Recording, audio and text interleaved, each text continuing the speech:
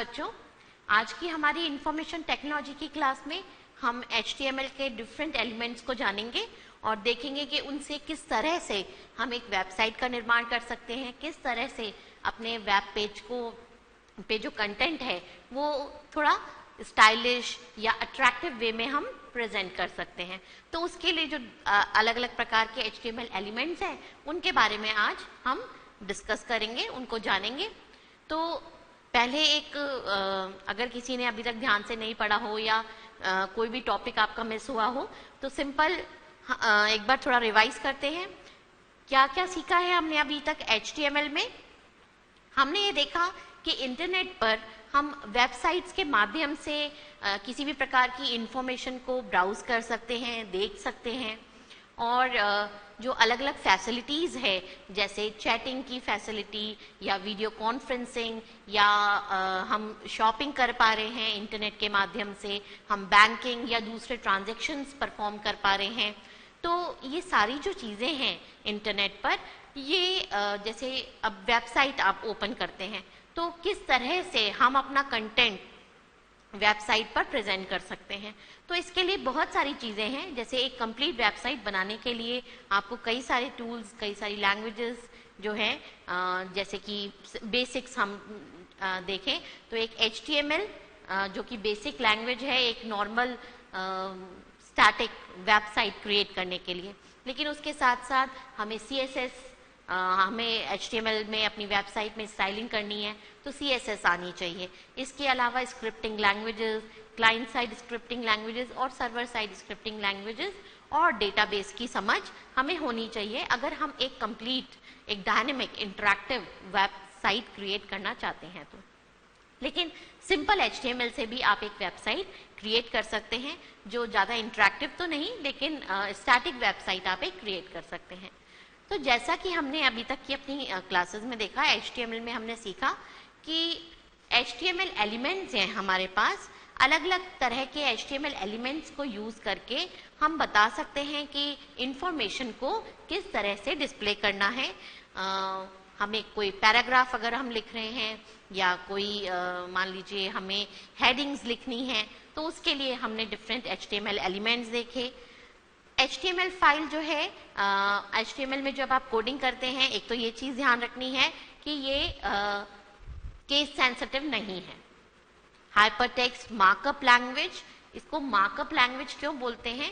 यहाँ पर हम टैग्स का इस्तेमाल करते हैं और टैग्स दो प्रकार के होते हैं, पेयर टैग, अनपेयर टैग। किस तरह से हम टैग्स को लिखते हैं? एंगुलर ब्रेसेस के अंदर आता है HTML एलिमेंट का नाम, जो HTML एलिमेंट आप काम में ले रहे हैं वो यहाँ पे आप लिखते हैं और इसकी जो क्लोजिंग है वो कैसे दी जाती है? स्लैश लगा के इसी HTML एलिमेंट का नाम जिसको आप क्लोज कर रहे हैं, राइट? तो इस तरह से पेयरिंग की जाती है टैग्स की और कई टैग्स तो पेयर्ड हैं, इनको हम बोल रहे हैं टैग्स। हाइपरटेक्स्ट मार्कअप लैंग्वेज, आप ये जो टैग्स हैं आप बेसिकली HTML फाइल में क्या कर रहे हैं? आप HTML फाइल में वो सारा कंटेंट लिख रहे हैं जो आपको अपनी वेबसाइट में, अपने वेब पेज में दिखाना है। लेकिन यहाँ पर हम टैग्स को यूज करके जहाँ कहीं भी हमें लगता है, हम अपना पूरा कंटेंट हमने लिख दिया है इसमें, लेकिन जहाँ हमें लगता है कि हमें टेक्स्ट इस तरह से डिस्प्ले करना है या यहाँ पर ये टेक्स्ट टेबल में आना चाहिए या फिर इसकी चारों तरफ बॉर्डर आनी चाहिए या ऐसा होना चाहिए, तो वो सारी चीज़ें जो हैं वो हम करते हैं HTML टैग से, राइट? तो एक इसका जो फाइल का स्ट्रक्चर है वो कुछ इस तरह से है कि सबसे पहले HTML टैग और फिर उसके अंदर आता है हेड टैग या बॉडी टैग। तो हेड टैग ऑप्शनल है, अगर आप पेज से संबंधित कोई भी इंफॉर्मेशन देना चाहते हैं तो वो हेड टैग के अंदर देते हैं। जैसे हमने हेड के अंदर टाइटल लिखा था, टाइटल टैग है, टाइटल टैग में हम जो भी लिखेंगे वो वेब पेज के टाइटल पर डिस्प्ले होगा, राइट? अभी हम जो उदाहरण लेंगे उसमें ये सारे कंसेप्ट आपके और क्लियर हो जाएंगे अगर कोई भी कंफ्यूजन है अभी तक। और इसके बाद हेड टैग जब हमने क्लोज कर दिया, बॉडी टैग हम ओपन करते हैं और बॉडी टैग के अंदर ओपनिंग ऑफ बॉडी टैग और क्लोजिंग ऑफ बॉडी टैग, इनके बीच में आता है पूरा वह कंटेंट जो हम ब्राउजर पर डिस्प्ले करना चाहते हैं, दिखाना चाहते हैं। अब जहां कहीं भी हमें कोई चीज करनी है, जैसे हमें हेडिंग देनी है, तो जो टेक्स्ट हमने लिखा है उसको किसके बीच में लिख देंगे, टैग्स के बीच में। जैसे हेडिंग टैग है तो हेडिंग टैग के बीच में हमारा कंटेंट आ जाएगा। इसी प्रकार से कुछ और हमें करना है तो टैग्स के बीच में उसको लिख देंगे। तो इस तरह से आप वेब पेज क्रिएट करते हैं। स्टेप्स आपको बताई थी कैसे करना है। सबसे पहले आपको एक एडिटर चाहिए। अब ये एडिटर कोई सा भी हो सकता है, different type of editors market में अवेलेबल हैं, आपके पीसी में भी होंगे, आप उनमें से कोई भी एडिटर इस्तेमाल कर सकते हैं। जैसे यहाँ पर हमने टेक्स्ट एडिटर नोटपैड काम में लिया है। नोटपैड ओपन करना है, उसमें कोडिंग करनी है, HTML कोड जो है वो लिखना है आपको, फाइल को सेव करना है .html लगाकर, राइट।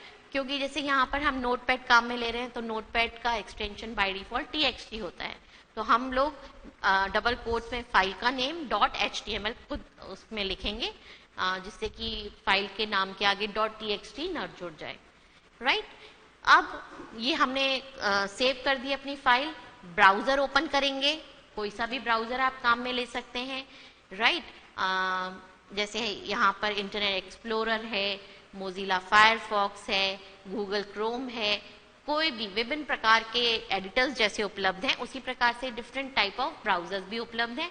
आप कोई भी ब्राउजर ओपन करके और अपनी फाइल को चुनकर उस पर उसका जो आउटपुट है ब्राउजर पर आप देख सकते हैं, राइट। अब कभी भी आप अपनी ओरिजिनल जो फाइल है, सोर्स कोड है, उसमें चेंजेस करेंगे, चेंजेस करने पर हमेशा चेंजेस को सेव करिए और ब्राउजर में आके जब उस पेज को रिफ्रेश करेंगे तो जो चेंजेस आपने किए हैं वो वहां पे रिफ्लेक्ट हो जाएंगे। तो ये सारी चीजें अभी तक हमने करी हैं। चलिए अब आगे बढ़ते हैं और डिफरेंट HTML एलिमेंट्स को जानते हैं, जिनके द्वारा हम अपने कंटेंट को बेहतर तरीके से प्रेजेंट कर सकते हैं। तो अभी तक हमने पैराग्राफ लिखना सीखा कि पैराग्राफ लिखना है, P टैग के बीच में हमने लगा दिया।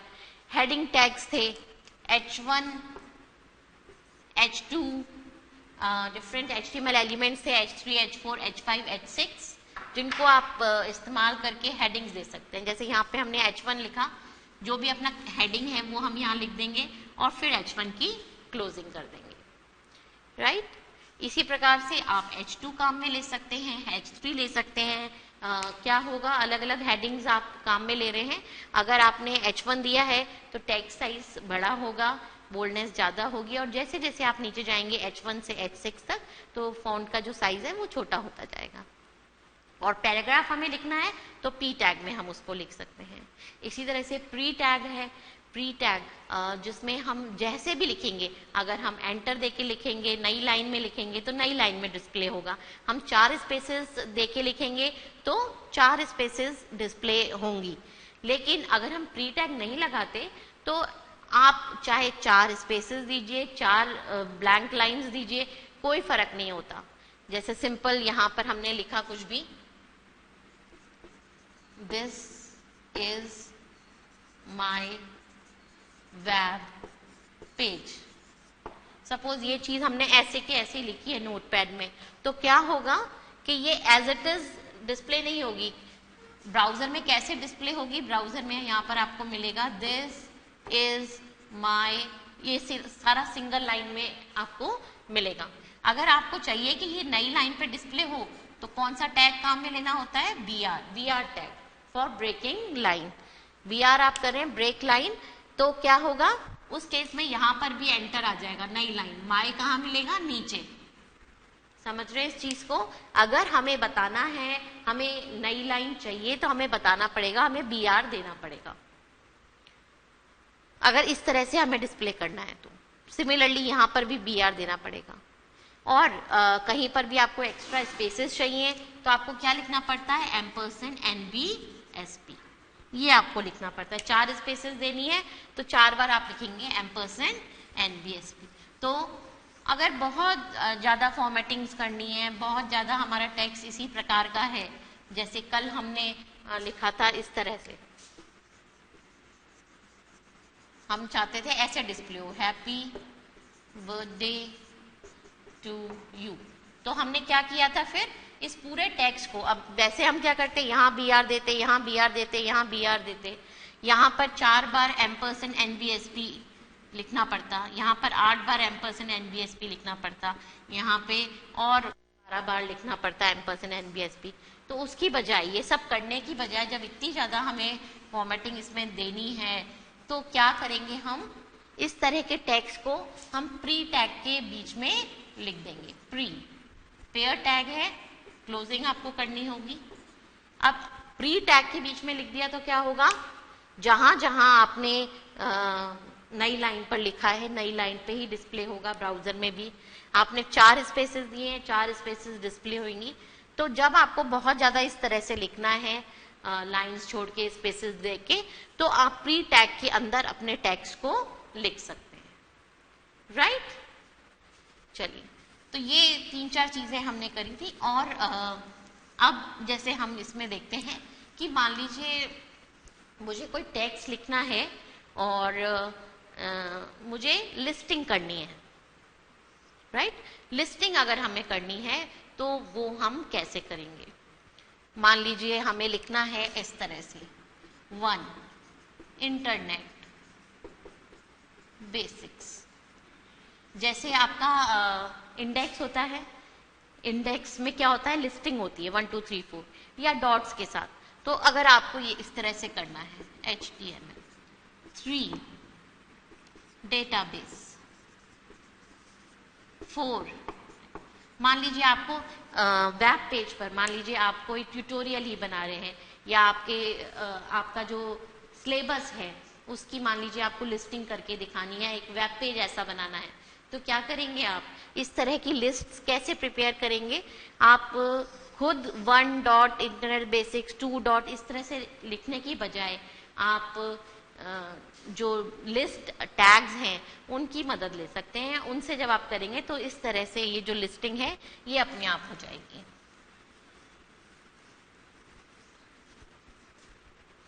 तो अब हम HTML में सीखते हैं कि हम किस तरह से लिस्ट प्रिपेयर कर सकते हैं। तो ये जो लिस्ट्स हैं ये 2 तरह की होती हैं। पहली ऑर्डर्ड लिस्ट, और एक होती है अनऑर्डर्ड लिस्ट। लिस्ट्स 2 प्रकार की होती हैं, ऑर्डर्ड लिस्ट एवं अनऑर्डर्ड लिस्ट। ऑर्डर्ड लिस्ट क्या होती है, ऑर्डर्ड लिस्ट को आप नंबर्ड लिस्ट भी बोलते हैं, नंबर्ड लिस्ट। और इस अनऑर्डर्ड लिस्ट को आप बुलेटेड लिस्ट भी बोलते हैं, या फिर हम अननंबर्ड भी बोलते हैं इसको।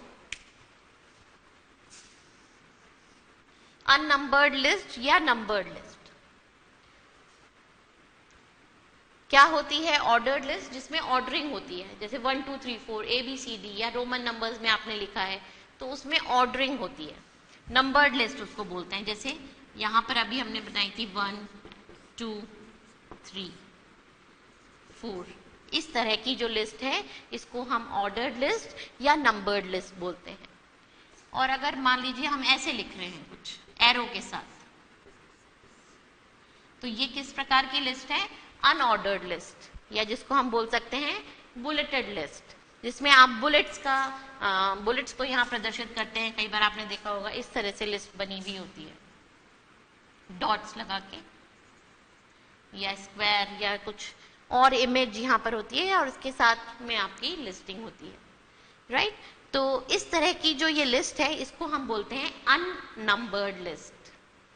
राइट, ऑर्डर लिस्ट बनाने के लिए हम जिस टैग का इस्तेमाल करते हैं वो है OL जो है वो ऑर्डर लिस्ट बनाने के लिए टैग इस्तेमाल होता है। और अगर हमें अनऑर्डर्ड लिस्ट बनानी है तो इसके लिए जिस टैग का हम इस्तेमाल करेंगे वो है UL।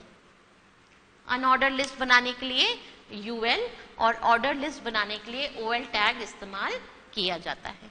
राइट। तो ये दो तरह की जो लिस्ट्स हैं वो हम बनाना सीखेंगे। इसके अलावा एक और प्रकार की लिस्ट है जिसे बोला जाता है multi level list. Multi level list में क्या होता है कि आप कुछ इस तरह से काम करते हैं, जैसे आपने कहा 1 देन 2। अब जैसे इसमें आप आगे बढ़ें और यहाँ पर आप चाहते हैं कि दोबारा से कुछ इस तरह से आ जाए A B C, राइट। फिर यहाँ पर आपकी ये चीज आ रही है। मल्टी लेवल लिस्ट का मतलब होता है एक लिस्ट के अंदर आप दूसरी लिस्ट शुरू कर रहे हैं। अब ये जो मल्टी लेवलिंग है, मल्टी लिस्ट जो आप बना रहे हैं, इसमें ऐसा हो सकता है कि आप यहाँ पर नंबर्ड लिस्ट दे रहे हैं और उसके अंदर आपको और ऑप्शंस बताने हैं जो कि अननंबर्ड लिस्ट के साथ हों। जैसे यहाँ पर हमने 1 2 3 दिया, यहाँ ABC के साथ हो सकता है हम इस तरह से दिखाते हैं।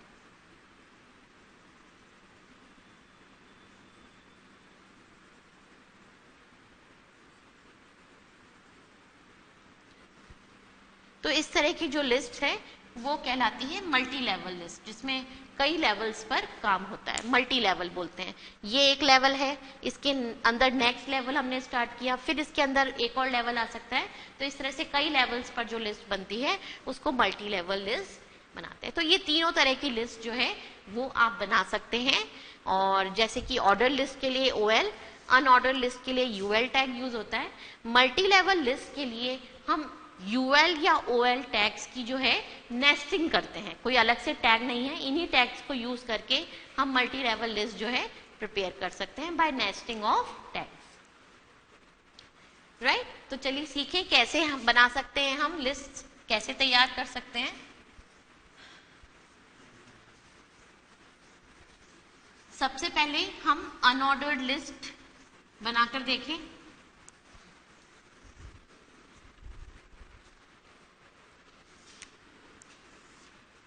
अनऑर्डर्ड लिस्ट बनाने के लिए क्या करेंगे हम, कौन सा टैग काम में लेंगे, UL टैग काम में लेंगे अनऑर्डर्ड लिस्ट बनाने के लिए। UL के अंदर जब हमें लिस्ट आइटम देना है, ये UL की हमने स्टार्टिंग कर दी, अब इसके अंदर हमें क्या देना है, एक लिस्ट आइटम। तो हम क्या लिखेंगे, LI। तो लेट्स से यहां पे हमने लिखा इंटरनेट। फिर दूसरा LI हमने दिया, यहां पर LI टैग की भी क्लोजिंग देनी है आपको, ये भी पेयर टैग है। फिर यहां पर आपने लिखा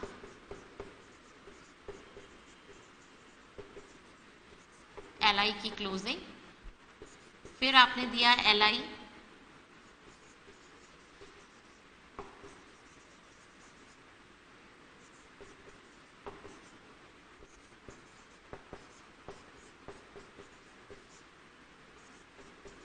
ये देखिए इस तरह से हमने ये यहाँ पे लिस्ट बनाई है।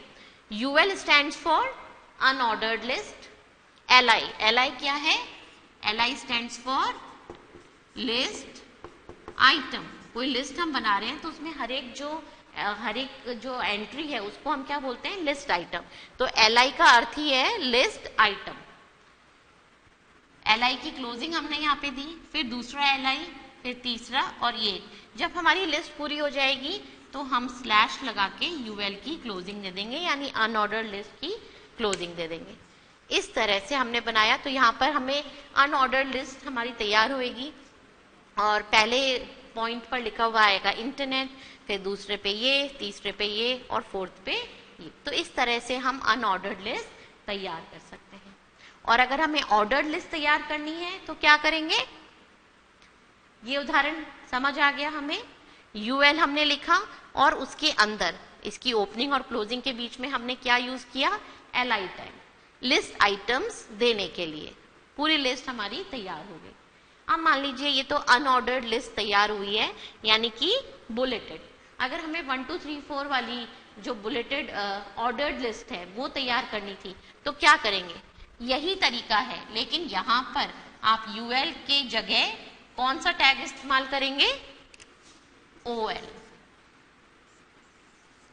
OL टैग इस्तेमाल करेंगे। तो कैसी वाली लिस्ट बनेगी, 1 2 3 इस तरह की लिस्ट तैयार होगी, राइट। तो अनऑर्डर्ड लिस्ट बनाने के लिए यूएल, और अगर हमें ऑर्डर्ड लिस्ट बनानी है, ऑर्डर्ड लिस्ट तैयार करने के लिए हम लिखते हैं ओएल। बाकी तरीका वही रहता है, ओएल के अंदर यूएल दोनों के अंदर आप एल आई करके लिस्ट आइटम्स को देते हैं। जब कभी भी आपको कोई लिस्ट आइटम ऐड करना है, आप कहीं पर भी कर सकते हैं, आपको नंबरिंग चेंज करने की जरूरत नहीं है। अगर यही काम मैं मैनुअली करती 1.internet 2. इस तरह से, तो क्या होता कि अगर बीच में कोई आइटम आपको इंसर्ट करना है तो आपको पूरी जो आपकी लिस्ट है वो अपडेट करनी पड़ती। अब यहाँ पर आपको कुछ भी चेंज करने की जरूरत नहीं है, बीच में आपको कुछ भी डालना है, आप LI लिखेंगे, यहाँ पर लिस्ट आइटम डालेंगे और क्लोज कर देंगे।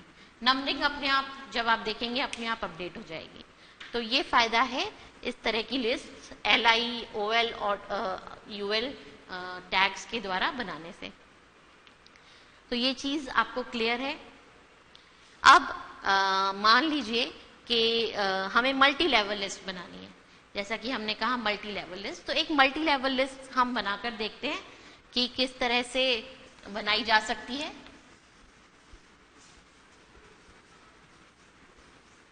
मल्टी लेवल लिस्ट के लिए कोई अलग से टैग नहीं है, हम यही UL या OL टैग्स जो हैं इनको इस्तेमाल करते हैं और इनकी नेस्टिंग करते हैं।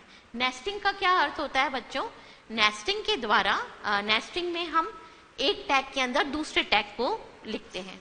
अब हो सकता है जैसे हमने UL टैग लिया, UL टैग के अंदर ही इसकी क्लोजिंग नहीं दी और उससे पहले ही दूसरा UL टैग जो है वो ओपन कर दिया, तो इसे बोलते हैं नेस्टिंग। यानी एक टैग के अंदर दूसरा टैग, दूसरे के अंदर तीसरा।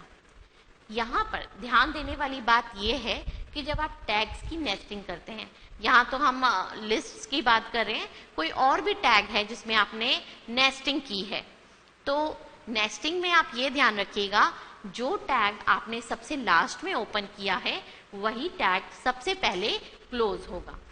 यानी कि जो टैग सबसे पहले आपने ओपन किया था वो सबसे लास्ट में क्लोज होगा। जैसे कि आप HTML के अंदर हेड टैग लिखते हैं, हेड टैग की क्लोजिंग करते हैं, फिर HTML टैग के अंदर ही आप बॉडी टैग लिखते हैं, बॉडी टैग की क्लोजिंग के बाद ही HTML टैग की क्लोजिंग आती है। तो HTML टैग सबसे पहले ओपन होता है तो क्लोज भी वह सबसे लास्ट में होता है। यानी कि जो टैग सबसे पहले ओपन होगा वो सबसे लास्ट में क्लोज होगा। तो यही नेस्टिंग में आपको ध्यान रखना है, और आप किसी भी तरह के टैग्स की नेस्टिंग कर सकते हैं। एक टैग के अंदर दूसरा टैग लिख सकते हैं, लेकिन जो दूसरा टैग है वही सबसे पहले क्लोज होगा, उसके बाद पहले वाला टैग क्लोज होता है। चलिए बच्चों, यहाँ पर एक ब्रेक लेते हैं और ब्रेक से आने के बाद हम एक एग्जाम्पल देखेंगे मल्टी लेवल लिस्ट का।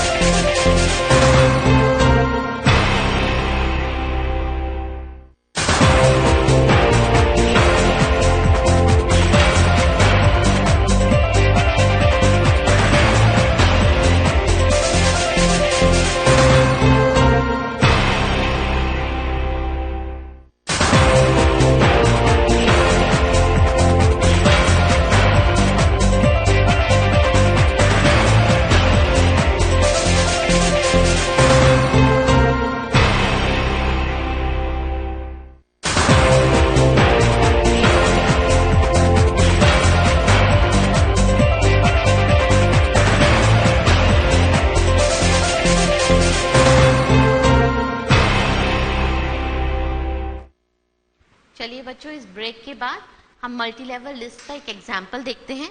तो जैसे हम उदाहरण लेके चलते हैं कि हमारा जैसे इंडेक्स पेज होता है, तो उसके अंदर क्या होता है, चैप्टर का नाम, फिर उसके चैप्टर के जो अंदर टॉपिक्स हैं वो हमने लिस्ट किए हुए हैं। तो मान लीजिए इसी तरह का हमें कुछ बनाना है, इसी तरह का वेब पेज अगर हमें डिज़ाइन करना है, अगर मान लीजिए आप कोई वेबसाइट बना रहे हैं, ट्यूटोरियल कोई बना रहे हैं। ट्यूटोरियल क्या होते हैं, ट्यूटोरियल्स के माध्यम से, जैसे आप इंटरनेट पर जब कोई टॉपिक सर्च करते हैं तो आप देखते हैं कि कई ट्यूटोरियल्स आ जाते हैं, ट्यूटोरियल्स जिसमें कोई भी टॉपिक के ऊपर डिटेल में डिस्क्रिप्शन आपको मिलेगा, और उस ट्यूटोरियल में जो भी टॉपिक उठाया गया उससे रिलेटेड जो टॉपिक्स हैं उन सब की भी जानकारी होती है। तो यहाँ पर क्या है कि आप एक टाइटल आपको बनाना है कि फर्स्ट टॉपिक ये है और इस टॉपिक के अंदर सब टॉपिक्स ये हैं, then next topic, then next topic, इस तरह से आप बनाते हैं। तो इस केस में आप मल्टी लेवल जो लिस्ट है वो बनाएंगे और नेस्टिंग करेंगे टैग्स की। तो यहाँ पर भी हम उस तरह का बना के देखते हैं। तो जैसे मान लीजिए सबसे पहले हमने यहाँ पर दिया OL, OL के अंदर हमने लिस्ट आइटम दिया,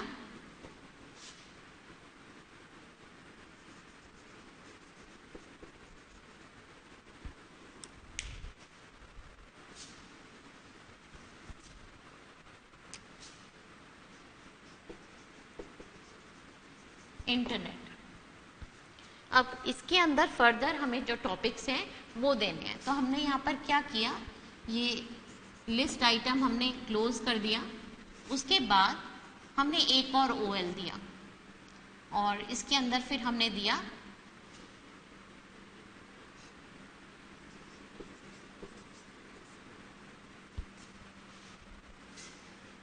OL हमने स्टार्ट किया। अब इसके अंदर फिर हमें जो लिस्ट आइटम देने हैं वो हम LI से देंगे।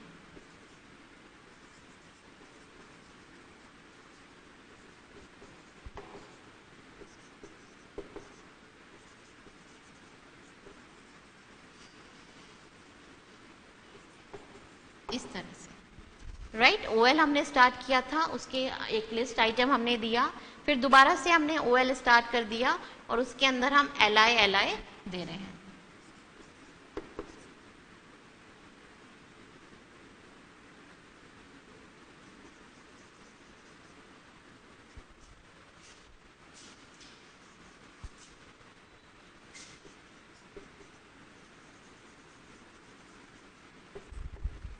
राइट। अब मान लीजिए ये जो लिस्ट है हमारी वो खत्म हो गई है, तो हम क्या करेंगे, ये OL जो है वो हमने क्लोज कर दिया। तो ये देखिए ये टैग हमने यहाँ पर क्लोज कर दिया है। अब नेक्स्ट LI हमने दिया, ये LI किसका है, इस LI को कंटिन्यू कर रहा है। जैसे यहाँ पे 1 के साथ इंटरनेट आया तो नेक्स्ट जो हम लिख रहे हैं यहाँ पर वो 2 के साथ आएगा। तो यहाँ पर हमने लिखा ये LI हमने यहाँ क्लोज किया। अब लेट से हमें फिर इसके अंदर कुछ देना है, तो हमने यहाँ लिखा OL, फिर इसके लिए हमने लिस्ट आइटम्स दिए,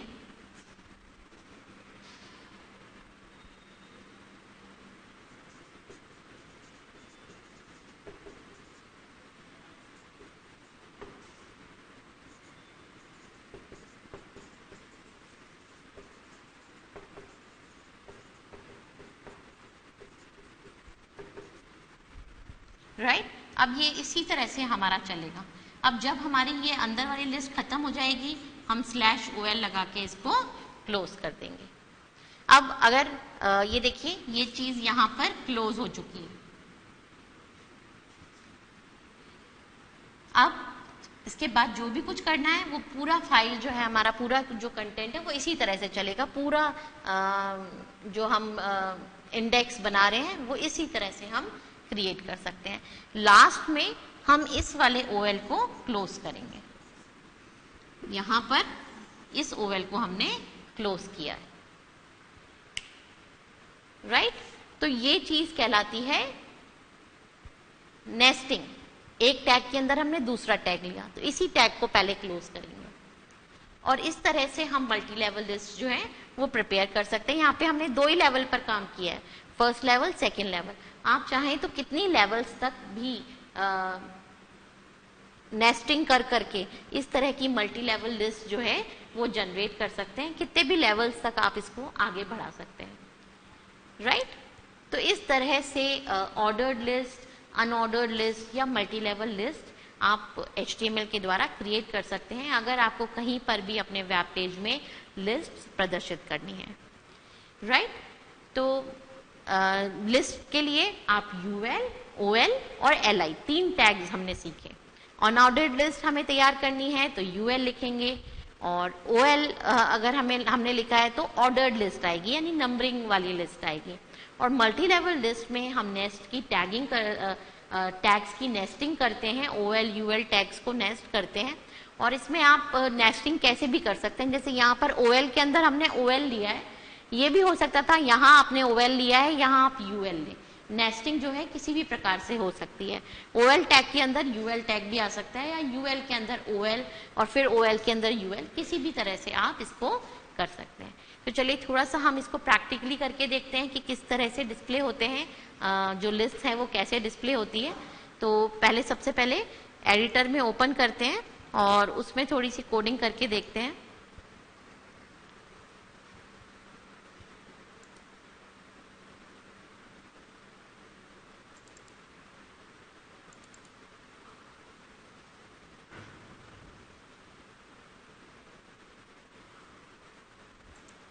नोटपैड में हमने ओपन किया और यहाँ पर हम अपना कोड लिखेंगे जो भी हमें जैसे भी डिस्प्ले करना है। सबसे पहले कौन सा टैग आता है, HTML। उसके बाद अगर आपको पेज की कोई इंफॉर्मेशन देनी है तो आप कौन सा टैग लिखेंगे, हेड टैग, जो कि ऑप्शनल है। आप इसको, अगर आपको नहीं देनी कोई इंफॉर्मेशन तो आप हेड टैग जो है वो इग्नोर कर सकते हैं। अब हेड टैग के अंदर एक टैग आता है टाइटल टैग, अगर हमें पेज का टाइटल देना है।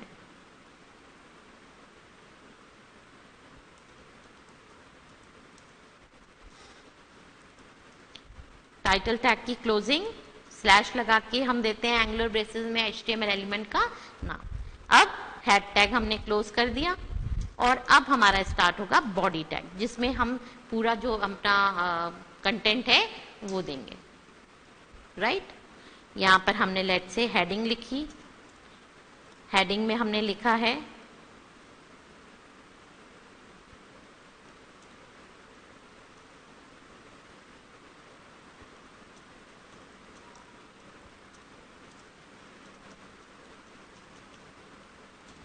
H1 टैग हमने क्लोज कर दिया। और इसके बाद हमें कंटेंट लिखना है, यहाँ पर हमने H2 दिया और हमने लिखा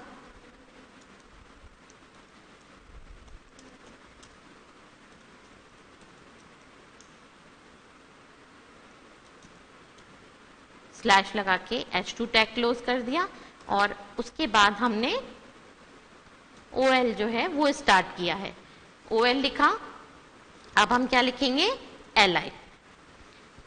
यहां हमने लिखा इंटरनेट, LI क्लोज कर दिया। उसके बाद दूसरा LI, यहाँ पे हमने लिखा HTML, LI क्लोज करा।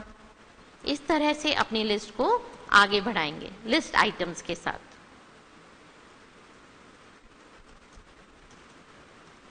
और जब लिस्ट हमारी खत्म हो जाएगी तो हम स्लैश लगा के OL की क्लोजिंग देंगे।